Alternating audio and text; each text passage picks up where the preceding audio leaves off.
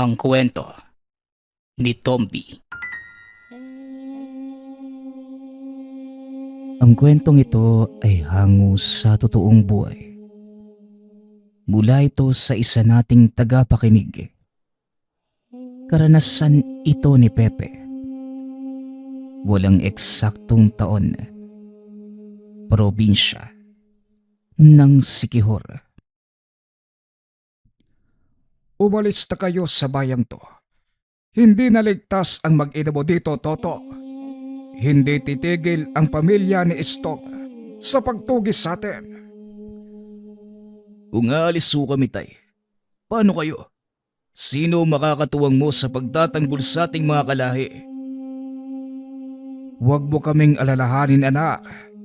Isipin mo ang kapakanan ng pamilya mo, lalong-lalo na si Toto. Malaki ang pag-asang namanan niya ang kakayanan ng Lolo Isko mo. Hindi natin pwedeng hayaan na tuluyang maputol ang salinlahi. Masisira ang balanse at mawawala sa ayos ang lahat. At saan naman ho kami pupunta, tay? Alam mong ang kabundukang to ang naging tahanan ko. Simulat sa pul-isilang ako hanggang sa magkaisip. Bagis na Pepe, ito na ang buhay na kinagisnan. Mahihirapan kami makiangkop sa bagong mundo. Kung sakali. Mahirap sa una, Toto. Pero kailangan. Ito ang nararapat. Doon mas magiging ligtas kayo hanggang sa dumating ang tamang panahon. Kung si Pepe man ang nagbana ng kakayanan ng Lolo Isko mo, magkakaroon kayo ng sapat na panahon upang linangin ang nakatagong kakayanang yon. Isa lang ho ang alam kong lugar na maaari naming puntahan. Sa syudad. Pero hindi ko alam kung makakayanan ko ang uri ng pamumuhay doon. Magulong mundo ang syudad para sa mga kagaya natin. Pero ito ang pinakaligtas na lugar para sa mag-anak mo. Sundin mo ang sinasabi ko sa iyo, Toto. Hindi para sa pansariling kapakanan. Isipin mo ang kinabukasan ng ating angkan. Sandaling katahimikan ang nangyari sa dalawa. Makalipas ang ilang segundo. Ano, Toto? Nakapagpasya ka na ba? Sa totoo lang, tay, alam ko naman na tama yung sinasabi niyo eh. Para sa ikabubuti ng mag-anak ko ang gusto niyong mangyari. Pero hindi mo maaalis sa akin ng takot dahil minsan ko na ding naranasang mamuhay sa syudad. Hindi naging maganda yung karanasan ko at alam niyo ho yan. May dahilan kung bakit naging gano'n ang karanasan mo. Kagaya ng palagi kong sinasabi sa iyo, lahat ng nangyayari, merong rason. Pag-isipan mong mabuti at timbangin kung mananatili kayo ng mga anak mo. Hindi lang kayo mapapahama, kundi ang buong bayan. Yan din nga po yung kinakatakutan ko, tay. Ang madama yung maraming tao. Kung gayon, hayaan po ninyo kung kausapin ang asawa at mga anak ko. Matapos ang pag-uusap, pinuntahan ni Toto ang asawa. Kagad naman itong pumayag sa pasya. Sunod na kinausap ang mga anak. Dahil wala pang muwang ang mga ito, tuwang-tuwa pa sila dahil pupunta ng syudad.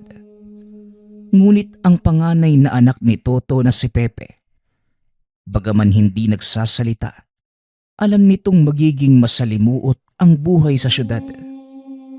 Ngunit wala namang magagawa ang bata dahil ito ang pasya ng mga magulang. Hindi ko po alam kung ikakabuti nga ba namin yung pasya mo, tay. Pero malaki po yung tiwala ko sa'yo. Ikaw po yung mas nakakaalam.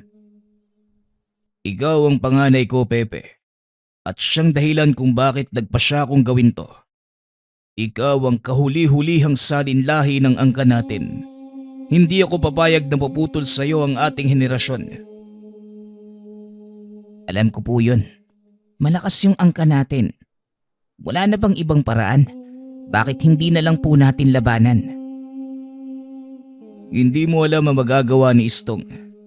Walang puso ang aswang na yun. na walang ibang inisip kundi ang sariling kapakanan. Gusto niyang lipulin ang lahi nating mga babaylan. Ito ang daang taong hidwaan ng ating angkan at hanggang hindi niya tayo nauubos, hindi titigil si Istong. Bagay na hindi natin maaaring pahintulutan. Ikaw ang tanging pag-asa, Pepe. Nananalaytay sa iyong kaugatan ang dugo ng ating mga ninuno. Nagulat ang dalawa nang biglang magsalita ang matanda.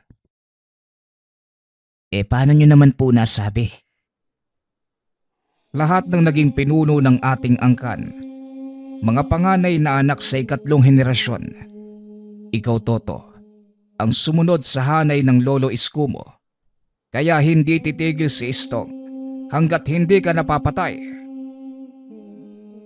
Matagal ko nang nadinig yung pangalang Istong. Pero hindi ko naman alam kung ano siya eh. At bakit gano'n na lang yung kagustuhan niyang ubusin tayo? Si Istong, ang pinuno ng mga gabunang naninirahan sa kagubatan na sakop ng bayang ito. Matagal na siyang kinatatakutan ng maraming tao. At tayong mga babaylan lang ang may kakayanang pumigil sa kanya. Natatakot si Istong na dumating sa punto na magkaisa ang ating angkan dahil alam niya ang maaaring mangyari. Kaya naman, palihim siyang nakikipag-ugnayan sa mga engkantong itim upang ubusin tayo. Kung takot naman pala siya sa atin, bakit hindi na lang tayong sumugod sa kanila at ubusin silang lahat? Di po ba mas makakabuti yun? Mahigpit na ipinagbabawal ng ating batas ang pagsisimula ng anumang gulo laban sa ibang lahi, maging sa mga engkanto.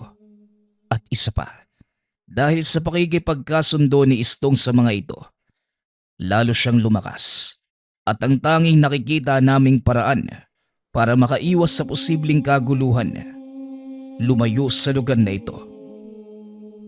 Kagaya ng sinabi ko sa iyo, Tay, malaki po yung tiwala ko sa pasya mo at gagawin ko din yung makakaya ko para makatulong sa inyo. Sa murang edad, kahit papano, naturuan na si Pepe ng mga pamamaraan, lalo na sa pakikipaglaban ng pisikal at kumbate espiritual.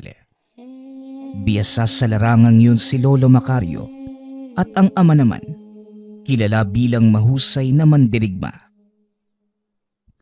Sa ngayon, tatakas tayo para mabuhay. Pero darating ang panahon na babangon tayong muli at lalaban. Ihanda mo na mga gamit mo, Toto. Sa makalawa, aalis na tayo. Sinunod ni Pepe ang sinabi ng ama. Kinagabihan, na maalam na ang binata sa mga kaibigan at kakilala. Bagaman malungkot ang bata, ngunit wala itong magagawa. Kaligtasan na ng pamilya ang nakasalalay. Pagkarating ng makalawa, maagang nagising ang lahat sa nayon para magpaalam sa pamilya ni Toto. Hindi ito ang huli nating pagkikita, Toto. Sikapin mong maging ligtas ang mag-anak mo. Ako nang bahala dito sa nayon. Huwag kang mag-alala dahil hindi ko pababayaan ang ating mga kalahi. Maraming salamat, Hutay. At sa inyong lahat, ipinapangako kong ibabangon namin ang ating angkan. Kahit anong mangyari, babalik at babalik kami sa lugar na ito.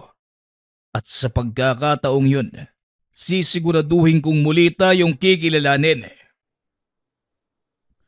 Matapos makapagpaalam, umalis na ang mag-anak papunta ng syudad. Habang nakatingin sa malayo, nagsasalita naman ang batang si Pepe. Balang araw, babalik ako at itatayo ko ang karangalan ng ating sityo. Inabot ng halos isang araw ang biyahe bago dumaong sa pantala ng Maynila. Iniikot ng bata ang tingin sa paligid. Dahil sa dami ng tao, hindi nito namalayang napahiwalay na sa mga magulang. Hawak ni Toto ang dalawa nitong kapatid. Sa pag-aakalang nakasunod lamang si Pepe, hindi na ito lumingon.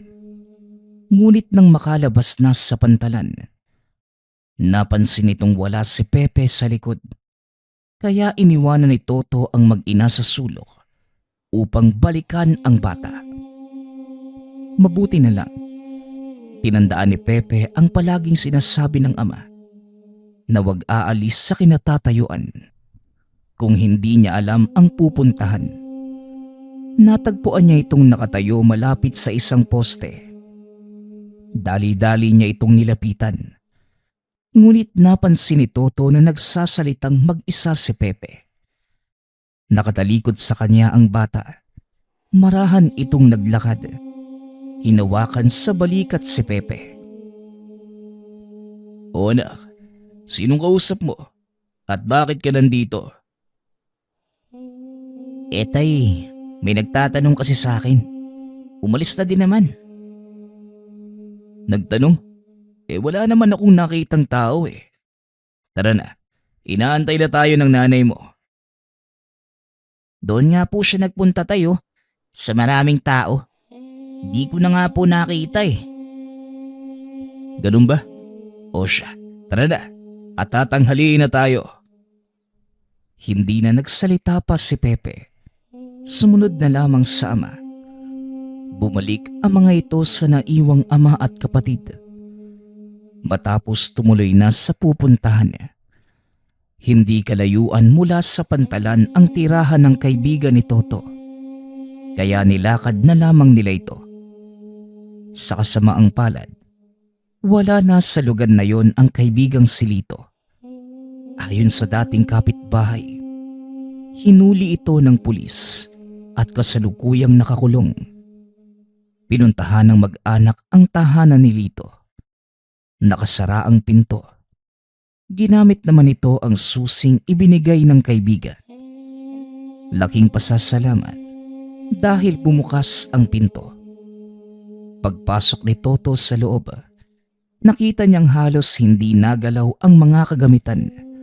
Nanatili ito sa ayos. Simula nang una siyang bumisita. Ano kayang nangyari kay Lito? Bakit parang walang nakatira sa bahay niya sa loob ng ilang taon? Anong Teka, Toto, ikaw ba yan, iho? Napalingon si Toto nang madinig ang pamilyar na boses. Nakita ang matandang may hawak na tungkod. Tatang Islaw, mabuti naman at nandito ho kayo. Opo, ako nga po ito. Kumusta na kayo?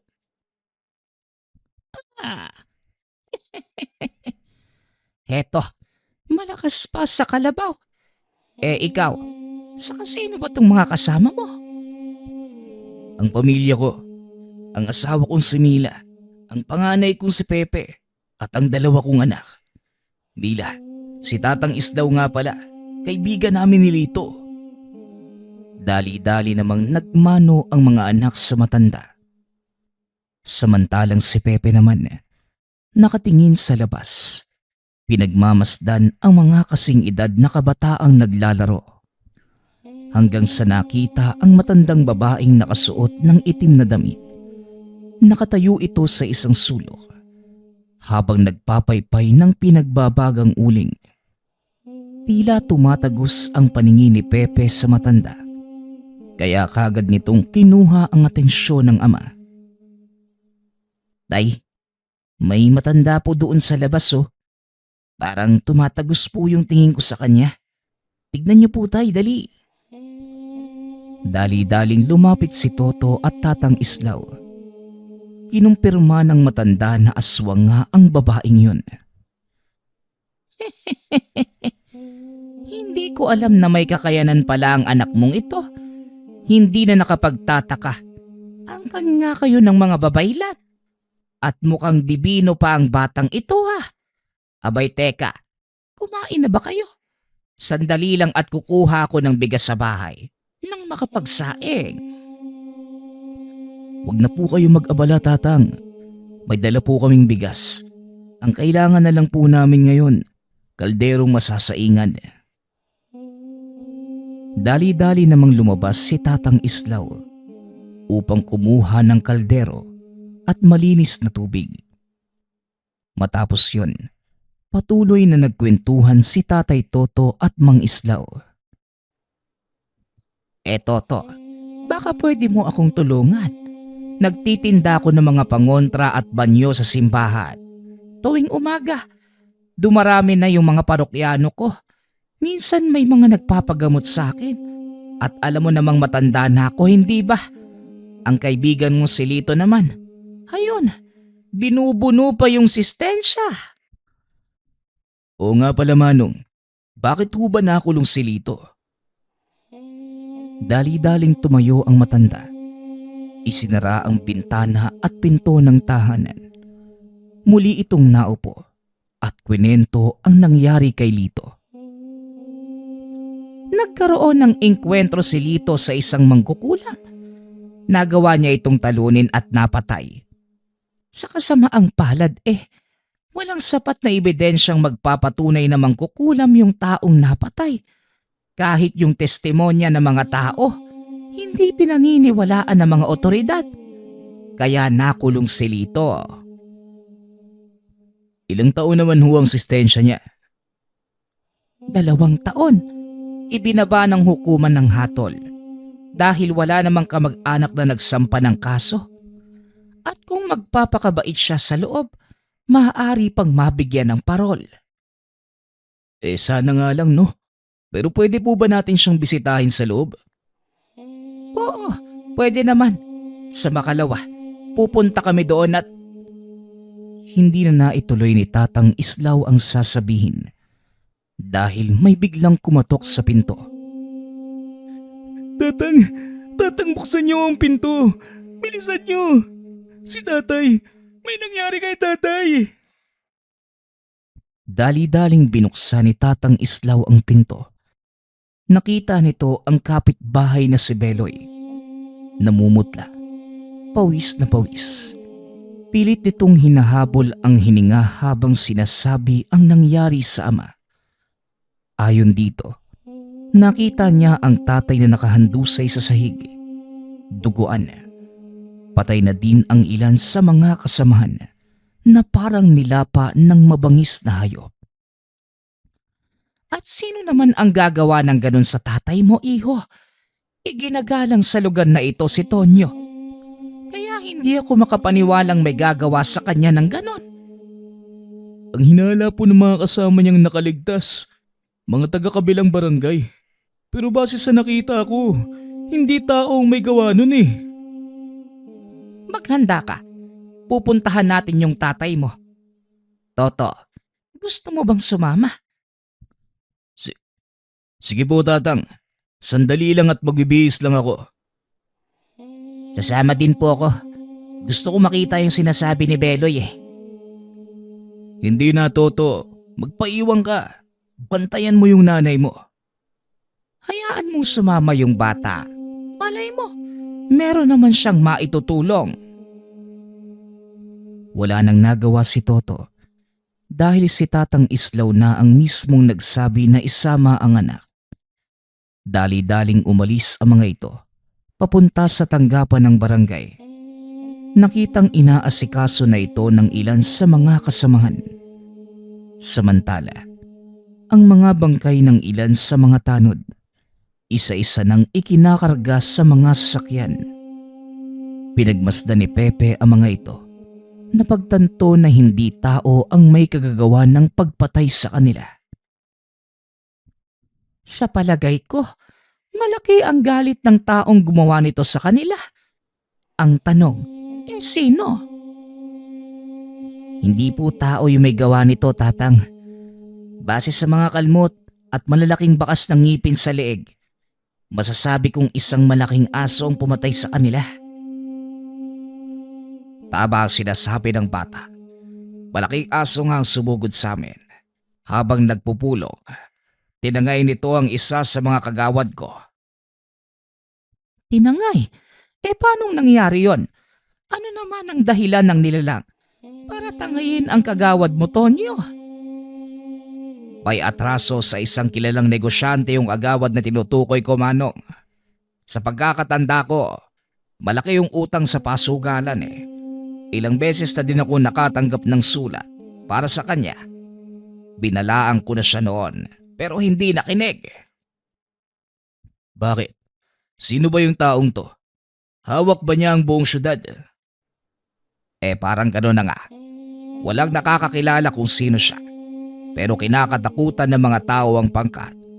May mga kwentong nagkalat tungkol sa kanila na hindi tinatabla ng bala. Inawat na ito ni Tatang Islaw dahil kailangan na nitong madalas sa paggamutan. O siya, mamaya na natin ituloy ang kwento. Magpasalamat ka na lang at nakaligtas ka, Tonyo. Huwag mong alalahanin si Beloy. Doon muna siya sa akin pansamantala. Matapos madala si Tonyo sa ospital, kinuusap ni Tatang Islaw si Beloy tungkol sa kalagayan ng ama. Sinabihan itong pansamantalang doon muna manirahan sa tahanan. Pinag-iisipan din ng matanda ang sinabi ni Pepe na ang pumatay sa mga kagawad at tanod ni Mang Tonyo ay isang malaking aso. Nang mga sandaling yon, kausap nito si Toto. Posible kayang aso yung ginamit ng sumalakay kina Tonyo? Posible. Pero malakas ang kutob ko na hindi lang pangkaraniwang aso ang sumalakay sa kanila. Maaaring may alam si Lito. Tamang-tama.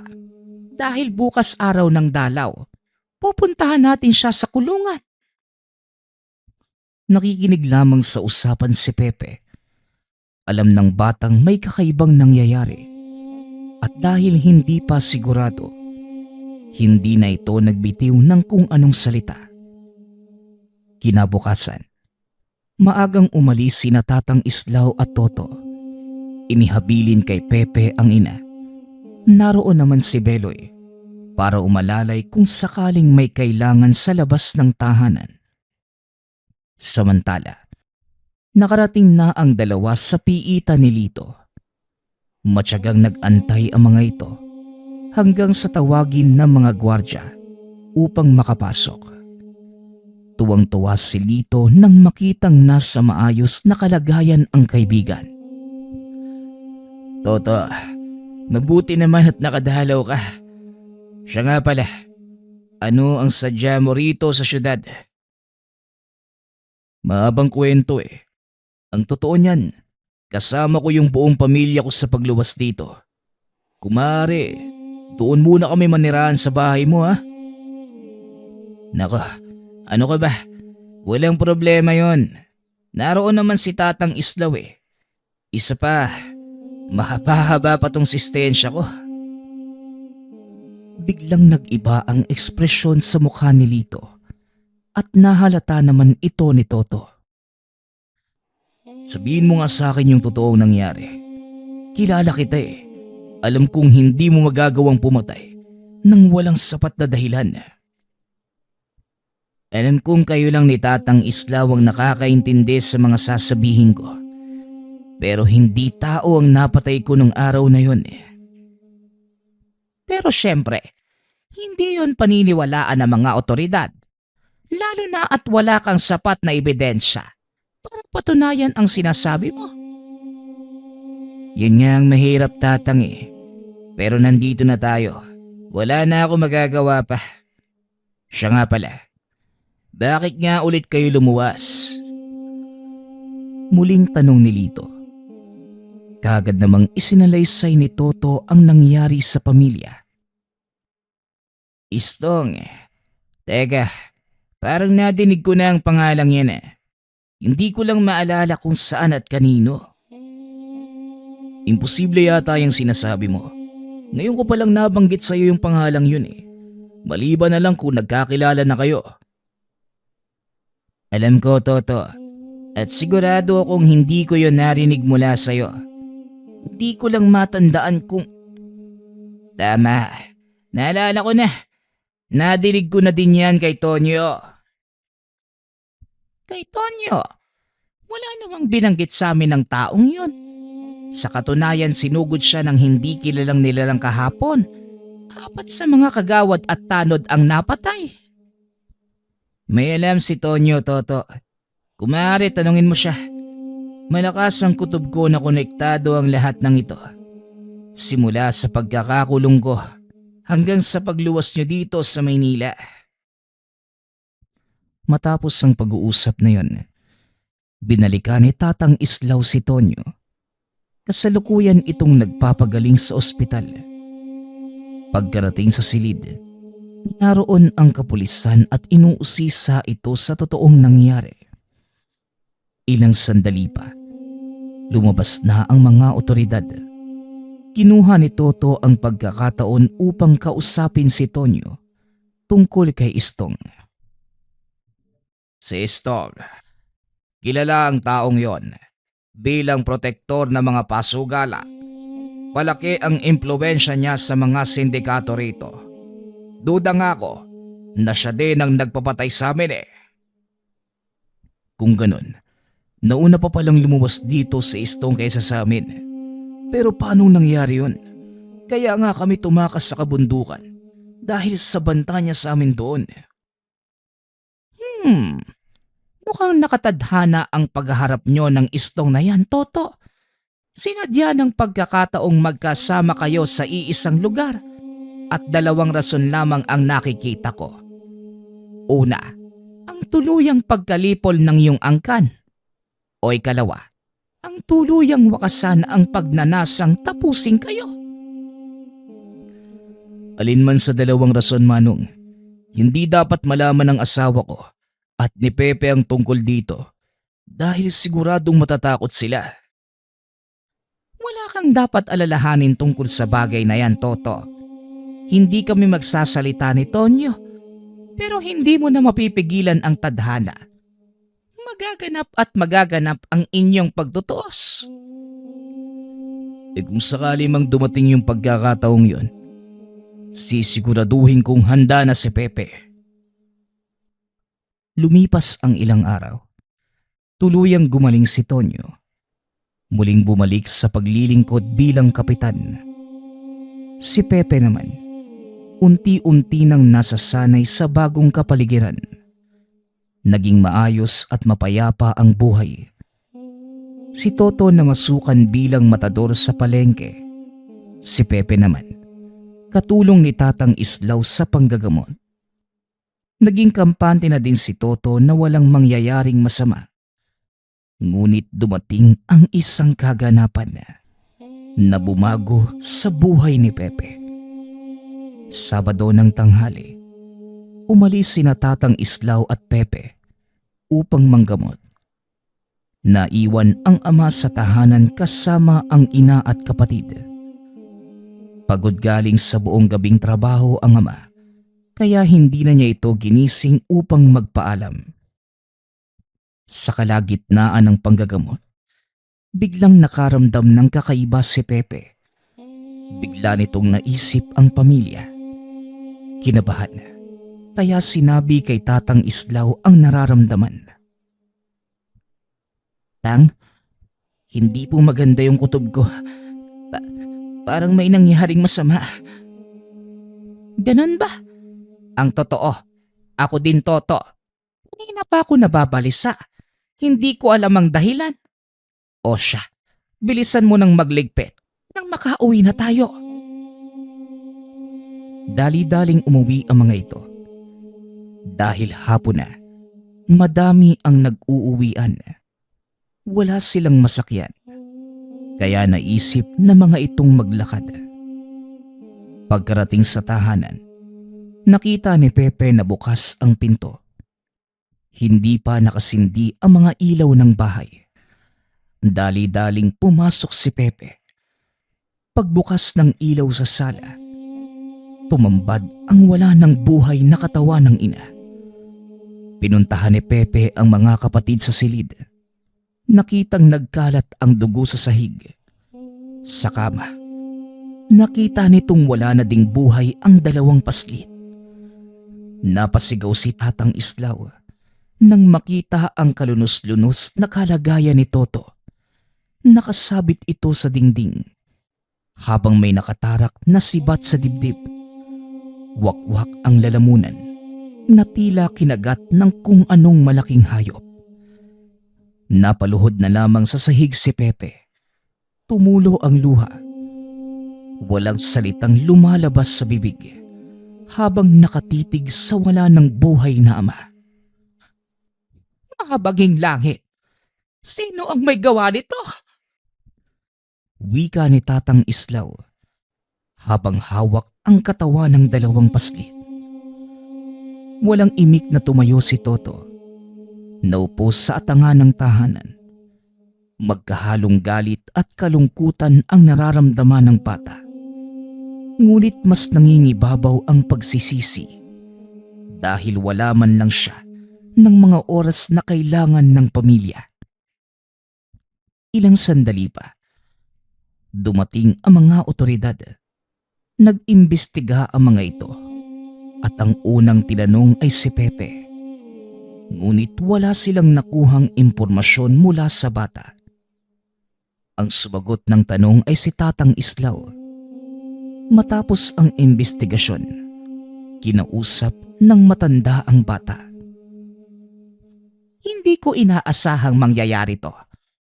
Alam ng tatay mo na darating ang pagkakataong ito. Ngunit nakiusap siya sa akin na wag akong magsasalita dahil gusto niyang mamuhay kayo ng payapa. Habang nagsasalita, pinagmamasdan nito si Toto. Walang kahit anong ekspresyon sa mukha. Maging ang boses ng bata, tila walang halong emosyon. Pero kabaliktaran yung nangyari. Imbis na ako lang yung mapahamak, pati sila nadamay. Matapos tumayo ito, naglakad palabas ng bakuran. Hindi na pinigilan pa ni Tatang Islaw ang bata. Sa halip, inutusan nito si Beloy na sundan ang kaibigan. Patuloy sa paglalakad si Pepe sa madilim na lansangan hanggang sa madako ito sa isang abandonadong gusali. Walang kailaw-ilaw sa lugar dahil malayo na ito sa kalsada at mga kabahayan. Nagtago si Beloy sa likod ng poste. Patuloy na pinagmasdan ang kaibigan. Ilang minutong nakatayo si Pepe sa gitna ng abandonadong lugar. Unti-unti nang nagtipon ang mga alitaptap sa paligid nito. Nanlaki ang mga mata ni Beloy habang pinagmamasdan ang kakaibang pangyayari. Mas lalo itong nagulat nang makita nitong nagliliwanag ang mga marka sa balat ni Toto. Ito ang unang beses na nakita ni Beloy ang mga marka dahil hindi naman niya ito nakita noong unang dating ni Pepe sa lugar. Ilang sandali pa, may mga nilalang na lumabas sa lupa at dali-daling lumapit sa binata. Malaki ang katawan. Tao na may muka at paa ng kabayo. Wala na si tatay. Hindi pa ito alam nila Lolo Macario. Siguradong mag-aalala yun sa akin. Ang mabuti pa, puntahan mo siya at sabihin ang lahat ng mga nangyari dito. Matapos yun, hinayaan na lang ni Beloy ang kaibigan. Marahan itong umalis sa lugar upang hindi mahalatang naroon siya. Pagkarating sa tahanan ni Tatang Islaw, nakita nitong kinukuha na ng punerarya ang bangkay ng pamilya ni Pepe. Makalipas ang ilang minuto, dumating si Pepe. Matamlay pa din at parang walang ganang kumilos. Alam kong nawalan ka ng mga magulang at kapatid, ngunit hindi ito ang oras para magmukmok sa isang tabi. Ayusin mo ang iyong sarili at maghanda ka. Isang bagay lang ang gusto kong gawin ngayon, Manong. At iyon ay gumanti sa ginawa ni Istong sa tatay ko. Paano mong nalamang si Istong ang may gawa nun sa mga magulang mo? Ipinakita po mismo sa akin ng gabay kong engkanto. Nandito, nasa syudad. Ang totoo, mas nauna pa silang dumating dito eh. Alam ng tatay mo ang tungkol sa bagay na yan. Kaso pinili ni Toto na wag sabihin sa'yo ang lahat. Nauunawaan ko po yung naging pasya ni tatay. Kagaya ng palagi niyang sinasabi sa akin, darating ang panahon na ako na ang magdadala ng pangalan ng aming angkan at hindi ko hahayaang tuluyang kaming malipol. Ano na ngayon ang plano mo? Hindi ka pwedeng kumilos ng mag-isa. Hindi po, Manong. Hindi ako kikilos ng mag-isa. Hinihintay ko lang na dumating sina Lolo Macario. Hindi na nagtanong pa ang matanda. Alam niyang dadating doon si Lolo Macario. Kinabukasan, dinala sa tahanan ni Tatang Islaw ang bangkay ng pamilya ni Pepe. Hindi pa din makapaniwala ang batang wala na ang mga magulang. Nakaupo ito sa harapan ng ataul habang inaalala ang masasayang alaala kasama ang ama, ina at mga kapatid. Sa kalagitnaan ng lamay, may mga taong dumating upang makiramay at karamihan sa kanila mga nakilala ni Toto noong minsan siyang napunta sa lugar. Ang ilan ang hihinayang, napakabuting tao nito. Ang ilan naman ay naawa kay Pepe dahil mag-isa na lamang ito sa buhay. Abala sa pag-asikaso sa mga tao sina Tatang Islaw nang dumating ang pangkat na mga kalalakihan. Napansin ni Pepe na dali-daling pumasok ng tahanan si Mang Tonyo at hindi na muling lumabas. Tumayo ang bata at tinignan kung ano ang nangyayari. Mang Tonyo, ano po ba yung nangyayari? Bakit parang takot na takot kayo? Pepe, yan ang mga tauhan ni Istong. Nanlaki ang mga mata ni Pepe. Sa hindi malamang dahilan, biglang sumiklab ang galit ng bata. Walang pagdadalawang isip itong lumabas at sinugod ang mga kalalakihang itinuro ni Mang Tonyo. Dito ipinamalas ni Pepe ang kakaibang lakas at bilis. Hindi makapaniwala si Tatang Islaw sa itinatagong lakas ni Pepe. 6 na kalalakihan ang dumating ng oras na yun. Ngunit mag-isa silang pinabagsak ni Pepe. Bagaman hindi alam ang kadahilanan, naghiyawan ang mga tao nang makita ang ginawa ng bata. Ang lalakas ng loob niyong pumunta sa lamay ng mga magulang ko. Hindi pa kayo nakontento nang patayin niyo sila? Ano pa bang gusto ninyo?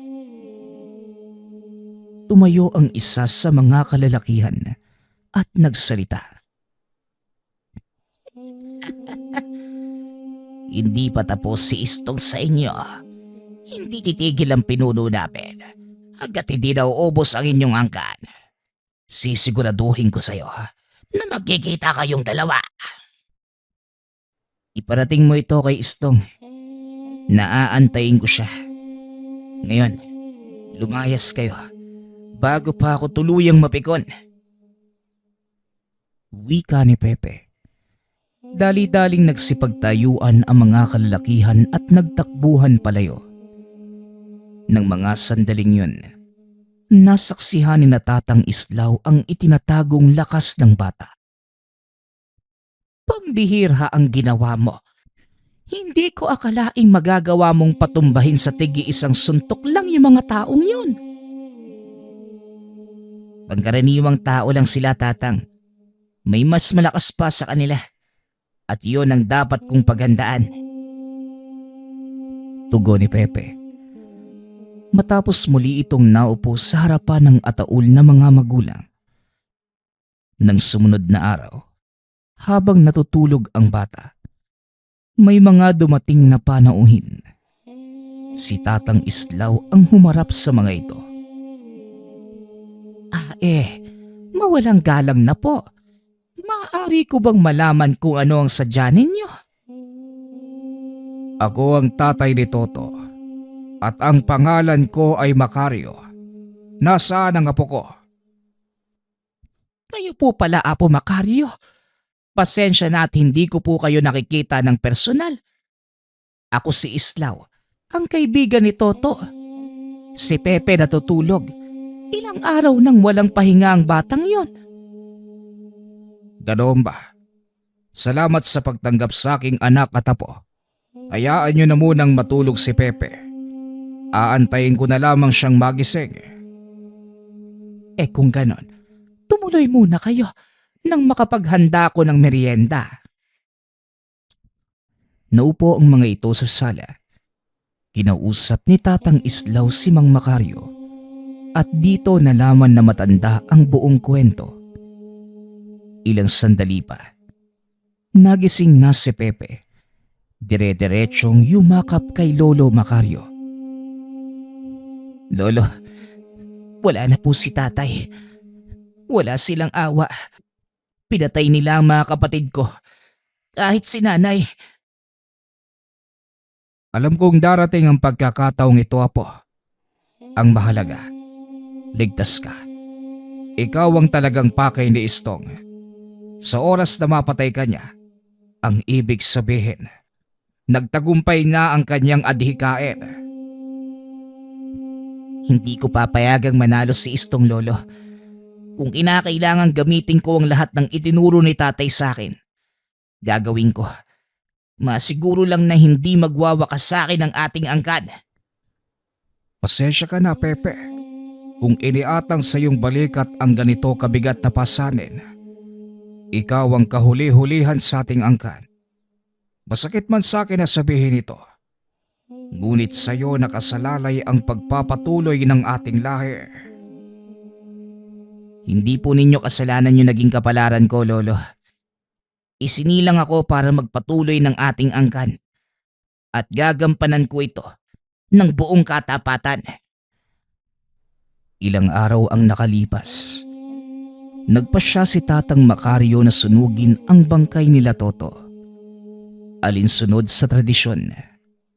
Matapos isinilid ito sa maliliit na banga upang dalhin sa lupang sinilangan at ilalagay sa huling pahingahan. Kinausap ni Mang Islaw si Tonyo upang maisagawa ang seremonya. Sumang-ayon naman ito. Marami ang mga nakinood na mangha dahil ito ang unang pagkakataon na nakakita ng ritual ng libing ng mga babaylan. Matapos ang seremonya, pinag-usapan ni Mang Macario ang susunod na hakbang. Alam mo ang batas ng ating lahi, Pepe. Batas sa mata, ngipin sa ngipin. At ikaw ang magpapataw ng parusang kamatayan sa mga taong pumaslaw sa iyong pamilya. Alam ko po yun, Lolo. Kagaya ng sinabi ko, hindi ako hihinto hanggat hindi nabibigyan ng hustisya ang kamatayan nila tatay. Ano na ang balak mong gawin ngayon? Magpapatulong ako kay Mang Tonyo. Alam niya yung kinaroroonan ng grupo ni Istong eh. Sila ang nagsimula. Pwes, tayo ang tatapos.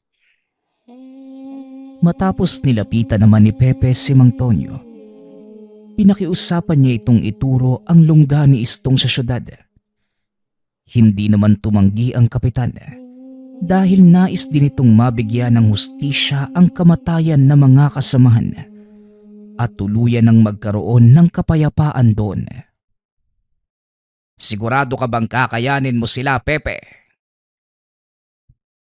Di po ako nag-iisa, Mang Tonyo. Kasama ko ang espiritu ng aking mga ninuno. Ikaw ang bahala. Nandito na tayo sa mismong lungga ni Istong. Hindi na ako maaari pang lumapit sa lugar. Pasensya ka na. Hindi ako kasing lakas at kasing tapang mo, Pepe. Natatakot din po ako, Manong. Pero hindi po ngayon yung oras para mangibabaw yung ganong emosyon. Mas malakas ang pagdanais ko na may paghiganti ang kamatayan nila tatay at nanay at ng mga kapatid ko. Namangha si Tonyo sa pinapakitang katapangan ng bata. Wala man lang itong naramdamang galit o anumang negatibong emosyon mula kay Pepe. Kung ganon, iiwanan na kita rito. Mag-iingat ka at sana makabalik ka ng ligtas sa amin. Kung ipag-aadya ng panahon at pagkakataon, makakabalik ako ng ligtas. Hindi ho ako nangangako, pero sisikapin ko. Salamat po, Mang Tonyo. Umalis na kayo at ako nang bahala rito. Dali-daling tumakbo ang kapitan, samantalang si Pepe naman tumuloy sa pagpasok sa kuta. Lingid sa kaalaman nitong nanatili sa lugar si Mang Tonyo at naroon din sina Tatang Macario. Dinig mula sa kinaroroonan ang sigawan sa loob ng lugar. Mga hiyaw ng taong tila nilalapa ng mabangis na hayop. Teka, ano kayang ginagawa ni Pepe sa kanila? Hindi si Pepe ang may gawa niyan, kundi ang mga elementong alaga ng apo ko. Hindi ko na ikukwento sa inyo. May alagang 2 tikbalang ang apo ko at walang awas sa pagpatay ang mga ito, lalo na pagdating sa mga aswang. Minsan na ka itong ikwento sa akin ni Beloy. Ang akala ko, niloloko lang ako ng batang yon. Hindi ko alam na totoo pala ang sinasabi niya. Samantalang si Pepe naman, habang papasok ito sa mismong kinaroroonan ng kalaban, sinalubong ng napakadaming alagad. Hindi inakala ng binata na may malaking pugad na mga aswang sa syudad. Pinagpapatay ng mga alaga nitong tikbalang ang bawat sumalubong na kalaban.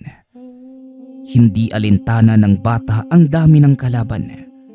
Nakatuon lamang ang isipan kay Istong at sa adhikaing matapos na ang ilang siglong kaguluhan sa lahi. Pinagpapatay ng mga tikbalang ang mga aswang. Walang nagawa ang mga ito. Sa lakas at bilis ng mga elemento, may ilang sinubukang lumapit sa kanya. Ngunit hindi nagtatagumpay ang mga ito dahil sa bilis at bangis ng mga tikbalang. Ilang sandali pa, tumahimik na ang lahat. Patuloy na nakikiramdam sina Mang Macario at Mang Tonyo.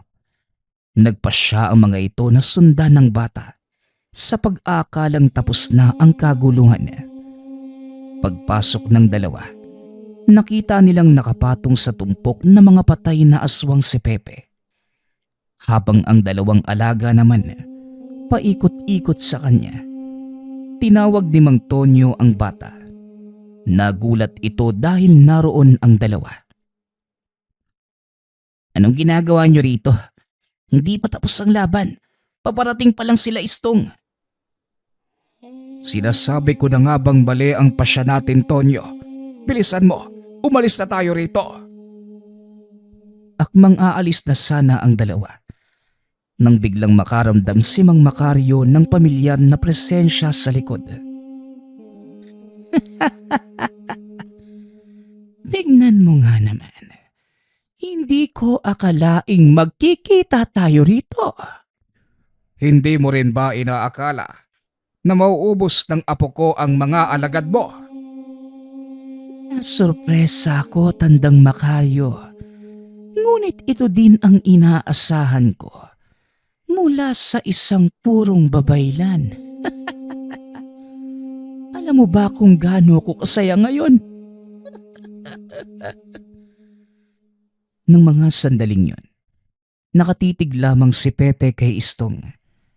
Nakaakbay ito sa 2 nakakatanda habang nakatingin sa kanya ng nakakaloko. Alam mo bang ito din ang matagal ko ng pangarap, Istong? Ang tuluyang matapos ang kaguluhan. Matatapos lang ito sa kamatayan ng batang yan. Wika ni Istong habang nakaturo ang daliri kay Toto. Walang ibang mamamatay sa gabing ito, kundi ikaw at ang mga kalahi mo. Tumingin ka sa paligid. Hindi mo ba nakikita ang kasalukuyang sitwasyon? Wala na ang mga kasamahan mo. Mag-isa ka na lang. Sa tingin mo may magagawa ka ba? Hindi ko kailangan ang mahihinang nilalang. Sapat na ang lakas ko para patayin ang batang yan at tuluyang wakasan ang lahi niyong mga babaylan. Wakasan ang aming angkan. Sa palagay mo, ikaw ang gabunang magtatakda nun. Napatingin si Istong sa kinatatayuan ng bata. Laking gulat nito dahil wala na si Pepe sa kinatatayuan. Hinawakan ni Mang Macario si Mang Tonyo sa ulo. Iniyuko. Isang malakas na suntok naman ang tumama kay Istong. Dahilan para tumalsik ito sa malayo. Dali-daling tumakbo palayo ang dalawang nakakatanda. Habang si Pepe muling sinugod si Istong. Hindi pa man ito nakakatayo. Muli na namang tinamaan ng sipa ng bata. Hinayaan itong tumayo ni Pepe. Hinawakan sa leeg. Walang mabasang emosyon si Istong sa mga mata nito. Bagay na labis niyang ikinatakot. Anong problema? Wala kang nakikitang kahinaan sa akin, oh? Tanong ni Pepe. Hinawakan ni Istong ang kamay nito. Sinubukang kumawala mula sa pagkakasakal. Ngunit lubhang mas malakas ang pagkakahawak sa kanya. Hindi nito matanggal ang kamay ni Pepe. Tumalon pa itaas ang bata. Kasama ang kalaban at sinubsob ito sa lupa. Para kay Istong, malaking kahihiyan ang sinapit nito sa binatang babaylan. Hindi na napigilan ng gabunan ang galit. Nagbagong anyo ito. Sinugod si Pepe. Ngunit kahit sa antas na yun, wala pa din siyang magawa. Dahil sa bilis at lakas ng pangangatawa ng bata. Idagdag mo pa ang dalawang alaga nitong hindi umaalis sa tabi. Sa tuwing susugurin ni Istong ang bata, sinasalubong naman ito ng mga tikbalang. Kakaiba ang batang ito. At saan kumukuha ng ganyang lakas ang apo nyo, Tatang Macario? Si Pepe ang kahuli-hulihang babaylan mula sa hanay ng aking ama. Ikatlong panganay sa henerasyon. Kaya naman nakuha nito ang purong dugo ng aming angkan. Kakibat ng pagiging purong babaylan, ang pagpapaubaya ng kalikasan ng kapangyarihan ito sa kanya. Nagmula sa mga elemento ang lakas ni Pepe. At ito ang itinatagong kapangyarihan ng mga purong babaylan na kahit ang pinakamalakas na gabunan, walang kalaban-laban.